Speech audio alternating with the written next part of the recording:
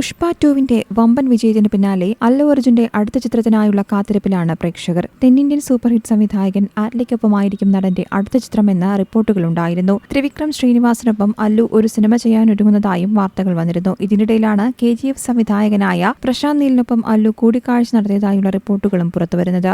കുറച്ചു നാളുകൾക്ക് മുൻപ് നിർമ്മാതാവ് ദിൽ രാജുവിനൊപ്പം ഒരു സിനിമ ചെയ്യാമെന്ന് അല്ലു സമ്മതിച്ചിരുന്നു. ഏതാനും ആഴ്ചകൾക്ക് മുൻപ് ഈ പ്രോജക്റ്റുമായി ബന്ധപ്പെട്ട് ദിൽ രാജു അദ്ദേഹത്തെ സമീപിച്ചിരുന്നുവെന്നും മികച്ച ഒരു സംവിധായകനുണ്ടെങ്കിൽ താൻ അടുത്ത പ്രോജക്ടിന് തയ്യാറാണെന്നും നടൻ പറഞ്ഞിരുന്നു. തുടർന്ന് ദിൽ രാജു, പ്രശാന്ത് നീലും അല്ലു അർജുനും തമ്മിൽ ഒരു കൂടിക്കാഴ്ച നടത്തിയെന്നും പ്രശാന്ത് നീൽ പറഞ്ഞ ആശയം നടന് ഇഷ്ടമായെന്നും സൂചന ലഭിച്ചു. അതേസമയം ജൂനിയർ NTRനൊപ്പം സിനിമ ചെയ്യുന്നതിന്റെ തിരക്കിലാണിപ്പോൾ പ്രശാന്ത് നീൽ. സിനിമയിൽ ബോളിവുഡ് താരം ബോബി ഡിയോൾ വില്ലനായെത്തുമെന്ന റിപ്പോർട്ടുകളുമുണ്ട്.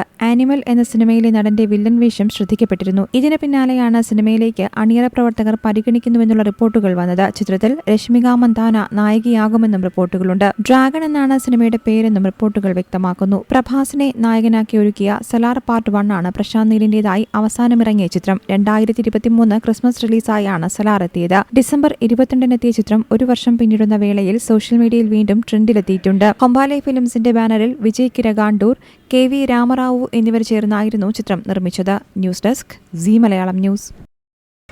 പുതിയ വാർത്തകളും വിശേഷങ്ങളും ഇനി വിരൽ തുമ്പിൽ. എല്ലാ ഡിജിറ്റൽ പ്ലാറ്റ്ഫോമുകളിലും ഇപ്പോൾ സീ മലയാളം ന്യൂസ് ലഭ്യം.